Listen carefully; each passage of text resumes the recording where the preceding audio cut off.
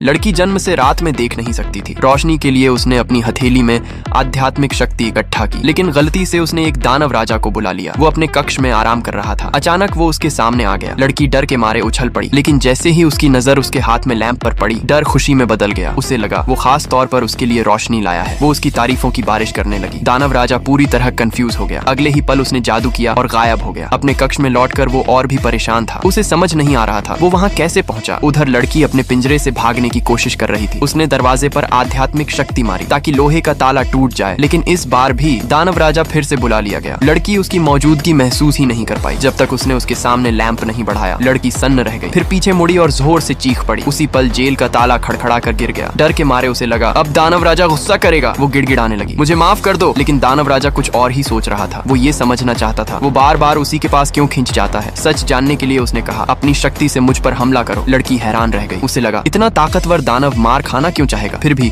उसने आज्ञा मानी और उस पर आध्यात्मिक शक्ति चलाई। अगले ही पल दोनों के माथे पर बने निशान तेज चमक उठे। दानव राजा खुद को रोक नहीं पाया। वो उसकी ओर झपट पड़ा। तभी सच सामने आया। वो निशान दोनों को एक दूसरे से बांध चुके थे, एक अजीब आकर्षण से। दानव राजा ने चेतावनी दी, अब अपनी शक्ति कभी इस्तेमाल मत करना। लड़की आखिरकार जेल से भाग निकली, लेकिन वापस जाकर दानव राजा और भी गुस्से में था। उसे जुड़ना नफरत भरा लग रहा था। उसने शक्ति बढ़ाई ताकि बंधन तोड़ सके, लेकिन अगले ही पल वो फिर से उसी के पास खींच लिया गया। इस बार दानव राजा समझ गया अब वो लापरवाही कभी नहीं करेगा। अगर पार्ट 2 देखना है तो कमेंट में पार्ट 2 जरूर लिखो।